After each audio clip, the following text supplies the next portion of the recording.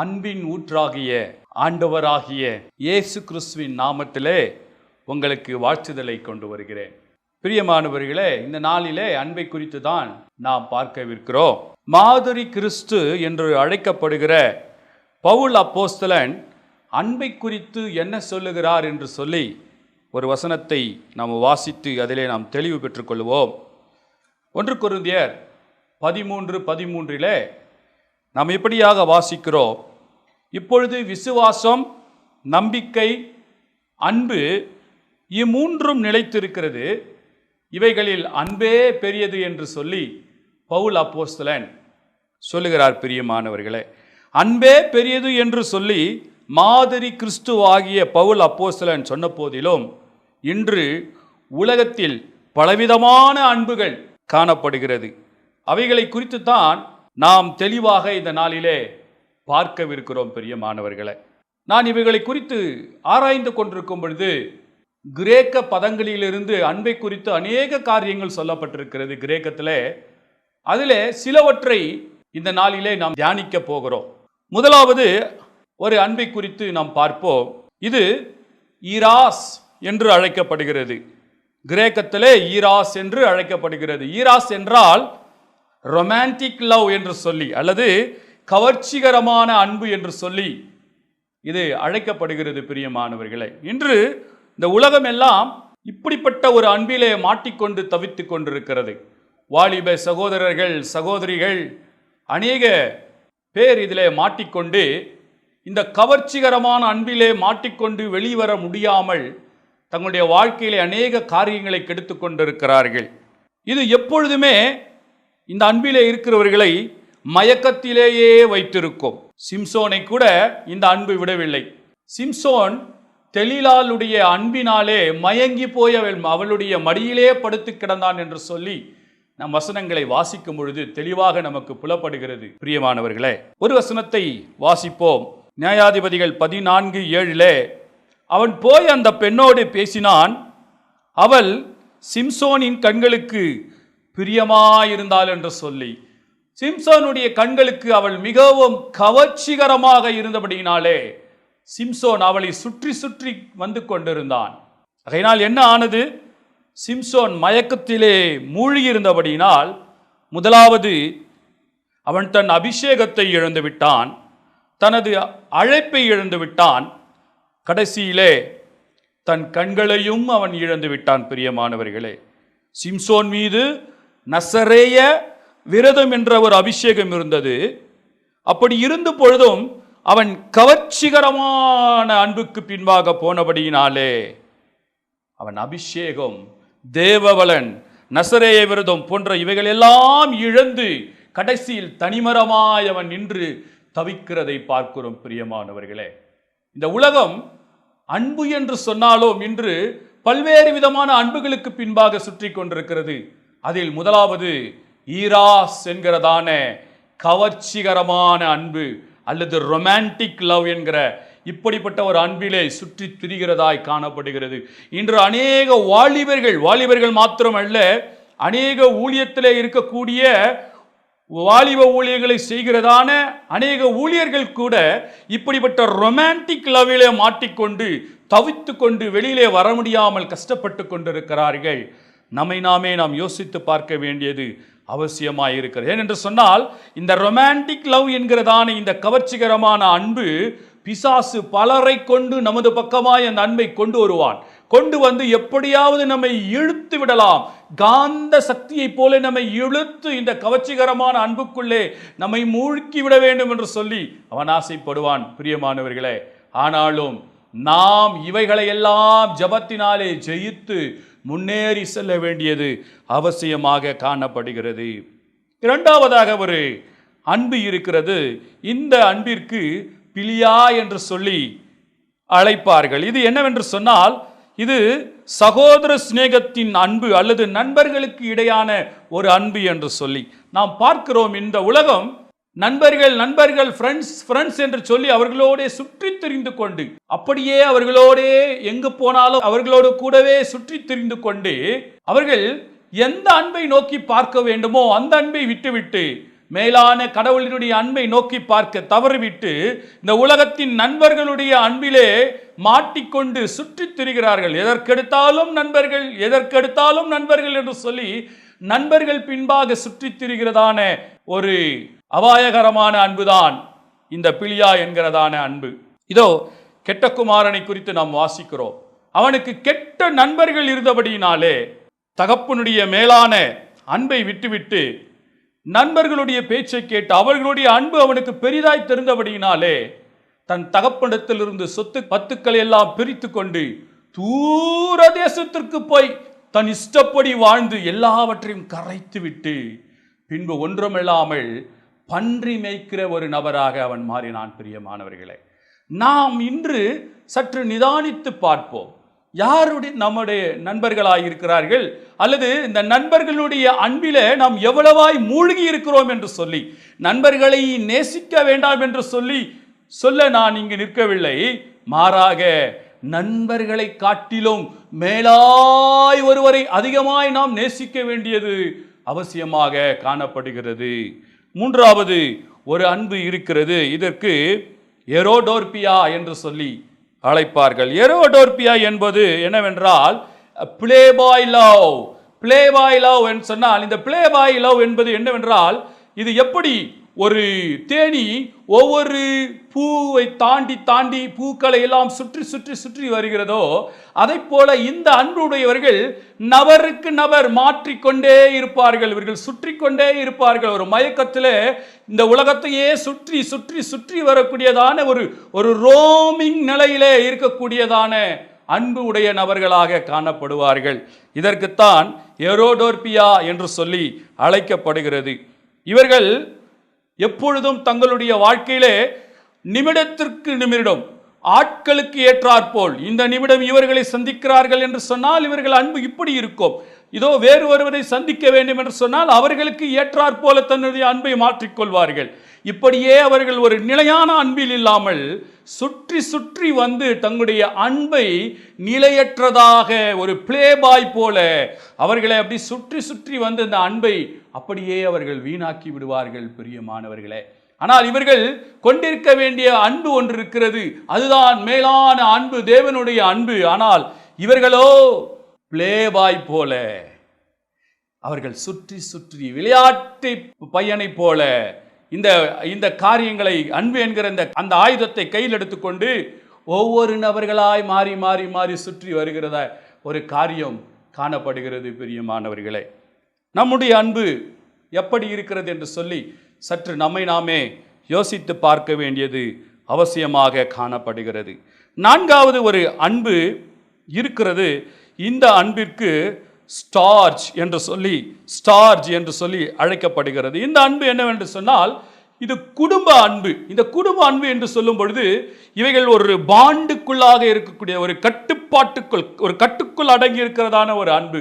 எதை பார்த்தாலும் இவர்கள் குடும்பம் குடும்பம் குடும்பம் என்று சொல்லி தங்கள் குடும்பத்தையே சுற்றி வருகிறதான நபர்களாக காணப்படுவார்கள். மாறாக மேல் நோக்கி தேவனுடைய அன்பை தேடாமல் இவர்கள் குடும்பம், எது வந்தாலும் என் குடும்பம், எந்த ஆசீர்வாதம் வந்தாலும் என் குடும்பம், எந்த விதமான காரியங்கள் கிடைத்தாலும் அது என் குடும்பத்திற்குத்தான் கிடைக்க வேண்டும் என்று சொல்லி இருக்கக்கூடிய ஒரு நபர்களாக இவர்கள் காணப்படுவார்கள். பிரியமானவர்களே, ஐந்தாவதாக மணியா என்று சொல்லப்படுகிறதான ஒரு அன்பை குறித்து பார்க்கிறோம். இந்த அன்பு என்ன செய்யும் என்றால், ஒரு நபரை பைத்தியமாக மாற்றிவிடும், ஒரு பொசசிவ்னஸாக அப்படியே அவர்களை மாற்றிவிடும், ஒரு வெறித்தனத்தை அவர்களுக்குள் உருவாக்கிவிடும். இன்று அநேகர் நாம் பார்க்கிறோம், அரசியல் தலைவர்கள் மீது ஒரு வெறித்தனமான அன்பு, சினிமா நடிகர்கள் மீது வைக்கிறதான பைத்தியகாரத்தனமான அன்பு.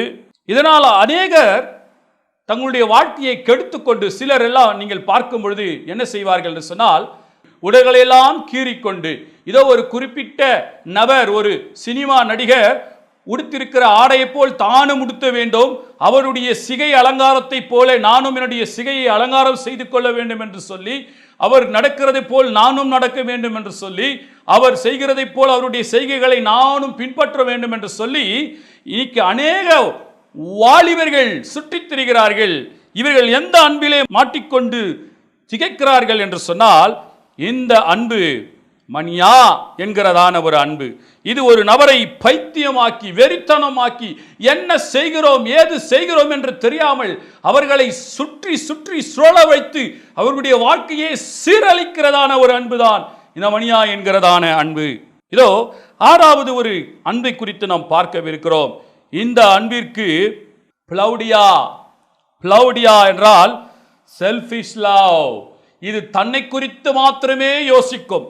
நான் உயர வேண்டும், என் வாழ்க்கை உயர வேண்டும், நான் ஆசீர்வதிக்கப்பட வேண்டும், எனக்குத்தான் எல்லாம் கிடைக்க வேண்டும், எல்லா இடங்களிலும் முதலிடம் நான் தான் பெற்றிருக்க வேண்டும், என்னை தவிர வேறு ஒருவரும் எங்கும் செல்லக்கூடாது, நான் தான் எல்லா இடங்களிலும் ஒரு உயர்ந்த பெரிய நபராக கூட இருக்க வேண்டும் என்று சொல்லி அது யோசிக்கும். பிரியமானவர்களே, இந்த அன்பு தனக்கானவைகளை மாத்திரமே யோசித்துக் கொண்டிருக்கும். இந்த அன்பு பரிசுத்த வேதத்திற்கு விரோதமான அன்பு. மேலும் இந்த அன்பை தேவன் வெறுக்கிறார். சுயநலத்தை தேவன் வெறுக்கிறார். நமக்குள்ளாக எப்படிப்பட்ட அன்பு காணப்படுகிறது என்று சொல்லி நம்மை நாமே யோசித்து பார்க்க வேண்டியது அவசியமாக இருக்கிறது. தன்னை பின்பற்றி வந்த சீடர்களை பார்த்து ஆண்டவர் என்ன சொன்னார்? மார்க்கு 8:34 வாசிக்கிறோம். பின்பு அவர் ஜனங்களையும் தம்முடைய சீடர்களையும் தம்மிடத்தில் அழைத்து, ஒருவன் என் பின்னே வர விரும்பினால் அவன் தன்னைத்தான் வெறுத்து தன் சிலுவையை எடுத்துக்கொண்டு என்னை பின்பற்ற கடவன் என்று சொன்னார். அவன் தன்னைத்தான் வெறுக்க வேண்டும். ஆனால் இந்த அன்பு, இந்த பிளவுடியா என்கிறதான இந்த அன்பு தன்னை வெறுக்காது. தன் சுயநலத்திற்காக, தன்னை நேசிப்பதற்காக, தனக்கென்று ஆதாயம் வருவதற்காக எதை வேண்டுமானாலும் செய்யும். யார் வேண்டுமானாலும், யாருக்கு வேண்டுமானாலும் துரோகம் செய்யும். யாரை வேண்டுமானாலும் அது சுலபமாக கழட்டி விட்டு அழகாய் கீழே தள்ளிவிட்டு இது மேலே வர வேண்டும் என்று சொல்லி நினைக்கிறதான ஒரு அன்பாக காணப்படுகிறது. இன்னொரு வசனத்தை கூட நாம் வாசிப்போம். இப்படி நமக்குள் இருக்கக்கூடாது என்று சொல்லி ஆண்டவராகி இயேசு கிறிஸ்து என்ன சொல்லுகிறார் என்று சொல்லி நாம் இந்த வசனத்தின் மூலமாக அறிந்து கொள்ளலாம். பிலிப்பியர் 2:4 வசனம், அவனவன் தனக்கானவைகளை அல்ல பிறனுக்கானவைகளையும் நோக்குவானாக என்று சொல்லி, ஆண்டவர் நம் இந்த உலகத்தை நேசிக்கும் பொழுது என்னை மாத்திரமே நான் நேசித்து எனக்காகவே எல்லாவற்றையும் எடுத்துக்கொண்டு நானே நன்றாய் இருக்க வேண்டும் என்று சொல்லி யோசிக்கவில்லை. மாறாக நான் பிறனையும் நேசிக்க வேண்டும் என்று சொல்லி ஆண்டவர் விரும்புகிறார். பிரியமானவர்களே, நமக்குள்ளாக நமது அன்பு எப்படி இருக்கிறது என்று சொல்லி நாம் பார்ப்போம். உண்மையாகவே நாம் ஆண்டவரை நேசித்து அல்லது பிறனவர்களையும் நேசிக்கிறதான ஒரு அன்பை உடையவர்களாக காணப்படுகிறோமா, அல்லது இந்த செல்ஃபிஷ் லவ் நமக்குள்ளாக காணப்படுகிறதா என்று நம்மை நாமே யோசித்து பார்ப்போம். ஏழாவதும் கடைசியுமாக ஒரு அன்பை குறித்து நாம் பார்க்கவிருக்கிறோம். இந்த அன்பிற்கு அகாப்பே என்று சொல்லி அழைப்பார்கள். இந்த அன்பை அகாப்பே என்று சொல்லி அழைப்பார்கள். அகாப்பே என்றால் இந்த அன்பு எங்கிருந்து கிடைக்கிறது என்று சொன்னால், இது கடவுளிடத்திலிருந்து கிடைக்கிறதான ஒரு அன்பு. கடவுளிடத்திலிருந்து நமக்கு கிடைக்கிற ஒரு அன்பு. இந்த அன்பு கடவுளிடமிருந்து கிடைக்கின்றதான ஒரு கருணை மிக்க அன்பு. இந்த அன்பிற்கு எந்த நிபந்தனைகளும் இல்லை. இது எந்த நிபந்தனைகளையும் நம்மிடத்தில், எந்த ஒரு ரிக்குவயர்மெண்ட்டும் நம்மிடத்தில் வைப்பதில்லை. இதுவரையில் நாம் பார்த்ததான 6 அன்புகளும் நிபந்தனைக்கு உட்பட்ட அன்பாக காணப்படுகிறது. நாம் நேசித்தால் அது நம்மை நேசிக்கும், நாம் அதற்கு நன்மை செய்தால் அது நமக்கு நன்மை செய்யும். ஆனால் இந்த அகாப்பே என்கிறதான இந்த அன்பு வித்தியாசமானது. நாம் முன்பு பார்த்த இந்த 6 அன்புகளும் தங்களுக்குள்ளாக மாறி மாறி மாறி தாவி தாவி சென்றுவிடும். ஆனால் இந்த அகாப்பே அன்பு ஒரே நேர்கோட்டில் நம்மை நோக்கி வந்து கொண்டே இருக்கின்ற அன்பாக காணப்படுகிறது. ஆம், இந்த ரொமான்டிக் அன்பு திடீரென்று செல்ஃபிஷ் அன்போடு கூட சேர்ந்து ஒன்று சேர்ந்து கொண்டு ரொமான்டிக்கும் செல்ஃபிஷும் சேர்ந்து இன்னும் அதிக ஒரு பலமுள்ளதாக இந்த ரொமான்டிக் அன்பு என்ன செய்யும் என்று சொன்னால், இந்த உலகத்தை சேதப்படுத்த அது செல்ஃபிஷாய் செயல்பட ஆரம்பிக்கும். ஆனால் இந்த அகாப்பே அன்பு என்பது மனிதனை நோக்கி எப்பொழுதும் மாறாமல் ஒரே நேர்கோட்டில் செவ்வையாய் நம் மனிதர்களாகிய நம்மை நோக்கி எப்பொழுதும் ஒரே செங்குத்தாய் நேராய் நேர்கோட்டிலே நம்மை நோக்கி வருகிறதான ஒரு அன்பாக காணப்படுகிறது பிரியமானவர்களே. ரோமர் 5:8 நாம் வாசிக்கிறோம், நாம் பாவிகளாய் இருக்கையில் கிறிஸ்து நமக்காக மரித்ததினாலே தேவன் நம்மேல் வைத்த தமது அன்பை விளங்க பண்ணினார் என்று வேதம் சொல்லுகிறது. நாம் பாவிகளாய் இருக்கும் பொழுதே, எந்த நிபந்தனையும் அல்ல, நீ பாவியாய் இருக்கிறாய், நான் உன்னை நேசிக்க மாட்டேன் என்று சொல்லி அவர், நான் உனக்காக மரிக்க மாட்டேன், உனக்காக ரத்தம் சிந்த மாட்டேன், உன்னை நான் நேசிக்க மாட்டேன், உனக்கென்று ரட்சிப்பினுடைய ஒரு காரியத்தை உனக்கு உருவாக்கி வைக்க மாட்டேன் என்று சொல்லி அவர் சொல்லவில்லை. மாறாக, நான் பாவியாய் இருக்கும் பொழுதே, நாம் பாவிகளாய் இருக்கும் பொழுதே தேவன் நமக்காக மரித்ததினாலே அவர் நம் மீது வைத்திருந்த தமது அன்பை விளங்க பண்ணினார் என்று சொல்லுகிறது பிரியமானவர்களே. இந்த அகாப்பே அன்பு எப்படிப்பட்டது என்றால், ஈராஸ் என்னும் கவர்ச்சிகரமான அன்பை காட்டிலும் மிகவும் கண்ணியமிக்கதான ஒரு அன்பாக காணப்படுகிறது. பிலியா என்னும் நண்பர்களுக்கு இடையான அன்பை காட்டிலும் மிகவும் மேலான ஒரு அன்பு. எரோடர்பியா என்னும் பிளேபாயினுடைய அன்பை காட்டிலும் மிகவும் பரிசுத்தமான ஒரு அன்பு. ஸ்டார்ச் என்னும் குடும்ப அன்பை காட்டிலும் மிகவும் குதூகலமான ஒரு அன்பு. மணியா என்னும் பைத்தியமாக்குகின்ற அன்பை காட்டிலும் மிகவும் பாசமுள்ள ஒரு அன்பு. லவுடியா என்னும் சுயநல அன்பை விட தியாகம் நிறைந்த ஒரு அன்பாக காணப்படுகிறது இந்த அகாப்பே அன்பு. இந்த அகாப்பே என்ற கடவுளின் அன்பு நம்மை எப்பொழுதும் நேசித்துக் கொண்டே இருக்கும். இந்த அன்பிற்கு எந்த விதமான நிபந்தனைகளும் கிடையாது பிரியமானவர்களே. நாம் இருக்கும் வண்ணமாகவே நம்மை நேசிக்கின்றதான ஒரு அன்பாக காணப்படுகிறது. நாம் எந்த நிலையில் இருந்தாலும் சரி, இந்த அன்பு நம்மை நேசிக்கிறதான ஒரு அன்பாக காணப்படுகிறது. யோவான் 3:16 வாசிக்கிறோம், தேவன் தம்முடைய ஒரே பேரான குமாரனை விசுவாசிக்கிறவன் எவனோ அவன் கெட்டு போகாமல் நித்திய ஜீவனை அடையும்படிக்கு அவரை தந்தருளி இவ்வளவாய் உலகத்தில் அன்பு கூர்ந்தார் என்று சொல்ல எழுதப்பட்டிருக்கிறது பிரியமானவர்களே.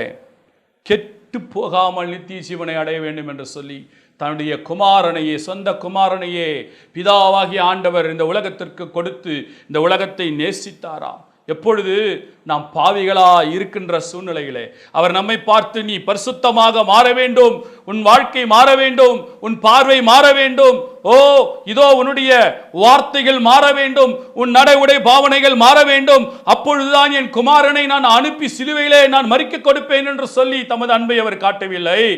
மாறாக, நாம் பாவிகளா இருக்கும் பொழுதே நமக்காக அவர் மரித்து கல்வாரி சிலுவையிலே அவருடைய அன்பை நிரூபித்து காண்பித்தார் என்று சொல்லுகிறது. இதுதான் அந்த அகாப்பே அன்பு, ஈடு இணையில்லாத அன்பு, நிபந்தனையற்ற அன்பு. இந்த உலகம் எப்படி நேசிக்கிறது என்று சொன்னால், ஒருவன் அழகாயிருந்தால், நன்றாய் பேசினால், பொருட்கள் பணங்கள் வைத்திருந்தால் அவனை நேசிக்கும். ஆனால் அகாப்பே என்கின்ற என் தேவனுடைய அன்பு ஒருவனையும் தரம் பிரித்து நேசிக்காது. அவன் இருக்கிற வண்ணமாகவே அவனை நேசிக்கிறதான ஒரு அன்பாக காணப்படுகிறது பிரியமானவர்களே. 1 யோவான் 3:16 வாசிக்கிறோம், அவர் தம்முடைய ஜீவனை நமக்காக கொடுத்ததினாலே அன்பு இன்னதென்று அறிந்திருக்கிறோம், நாமும் சகோதரருக்காக ஜீவனை கொடுக்க கடனாளிகளாய் இருக்கிறோம் என்று சொல்லி யோசித்து பார்ப்போம். நாம் எந்த அன்பிற்கு பின்பாக ஓடிக்கொண்டிருக்கிறோம்? இந்த அகாப்பே அன்பாகிய இதோ தேவ அன்புக்கு நேராக ஓடுகிறோமா, அல்லது உலகத்தின் அன்புக்கு பின்பாக ஓடிக்கொண்டிருக்கிறோமா?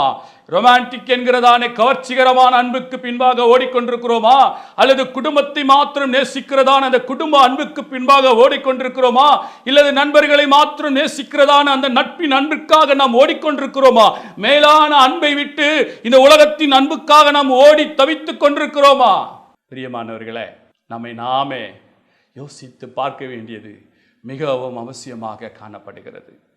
இந்த 7 விதமான அன்பிலே நாம் எந்த அன்பிலே இருக்கிறோம் என்று சொல்லி நம்மை நாமே யோசித்து பார்ப்போம். இந்த அன்பிற்கு ஈடு இணையே இல்லை. இந்த உலகத்தில் எத்தனையோ அன்பை பார்க்கலாம், ஆனால் இந்த அகாப்பே அன்பிற்கு ஈடு இணையே இல்லை பிரியமானவர்களே. இந்த தேவ அன்பை பற்றிக் கொள்வதற்காக எதை வேண்டுமானாலும் இழந்து விடலாம், எதை வேண்டுமானாலும் விட்டு விடலாம் பிரியமானவர்களே. இந்த அகாப்பே அன்பை குறித்து ஓ ஹalleluya தினமும் தியானித்து அவைகளிலே நாம் நிலை கொண்டிருக்க வேண்டியது அவசியமாக காணப்படுகிறது. இந்த உலகம் மாறி மாறி மாறி அதனுடைய அன்பு ஒவ்வொரு நாளும் மாறிக்கொண்டே இருக்கும். ஆனால் மாறாத என் இயேசுவின் அன்பு, மாறாத என் தேவனின் அன்பு, மாறாத என் பிதாவினுடைய அன்பு, மாறாத என் பரிசுத்த ஆவியானவருடைய அன்பு, ஆம் பிரியமானவர்களே, அதுதான் அந்த அகாப்பே அன்பு. அந்த அன்பிற்கு நேராய் நாம் திரும்பி வருவோம் என்று சொன்னார். உண்மையிலே இந்த உலகத்திலே நாம் தான் பாக்கியம் பெற்றவர்களாக காண இருப்போம். பிரியமானவர்களே, நாம் எந்த அன்பிலே மாட்டிக்கொண்டு எந்த அன்பிலே நாம் திளைத்து போய் இருக்கிறோம் என்று சொல்லி நம்மை நாமே யோசித்து பார்ப்போம்.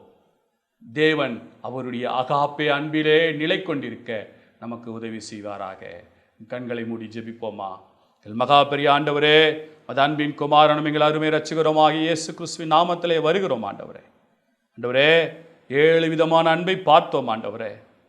ஆண்டவரே, இந்த உலகம் பல்வேறு விதமான அன்புகளிலே மாட்டிக்கொண்டு சிக்கி ஆண்டவரே தவித்து அப்பாவது ஆண்டவரே மாயமில்லாத பரிசுத்தமான நம்முடைய அகாப்பே அன்பை ஆண்டவரே விட்டு ஆண்டவரே அங்கலாய்த்து அலைந்து கொண்டிருக்கிறதே கர்த்தாவே, தயவாய் உம்முடைய அன்புக்கு நேராய் ஆண்டவரே, என் ஜனங்கள் அப்பா, என் ஜனங்கள் ஆண்டவரே, அப்பா என் ஜனங்கள் ஆண்டவரே, ஆண்டவரே என் சகோதரர்கள் என் சகோதரிகள் எல்லோரையும் ஆண்டவரே உடைய அன்புக்கு நேராக திருப்பும் ஆண்டவரே. உம்மை மாத்திரம் அண்டிக் கொள்ளுகிற கிருபையை தாரும் ஆண்டவரே. உம்முடைய அன்பிலே நாங்கள் நிலைத்திருந்த ஆண்டவரே, உம்முடைய அன்பிலே நாங்கள் திளைத்திருந்த ஆண்டவரே, ஆண்டவரே உம்முடைய அன்பிலே நாங்கள் நாட்டப்பட்டவர்களாக இருந்து ஆண்டவரே உமக்கு கனி கொடுக்க எங்களுக்கு உதவி செய்யும் ஆண்டவரே. தாழ்த்தி வெறுமையாக்குகிறோம் அப்பா. எங்களை பயன்படுத்தும், உடைய நாமத்தை மகிமைப்படுத்தும், உடைய அன்புக்குள்ளாகவே எங்களை வைத்துக் கொள்ளும். இயேசு கிறிஸ்துவின் ஈடு இணையில்லாத பரிசுத்த நாமத்தில் ஜெபிக்கிறோம் பிதாவே, ஆமென்.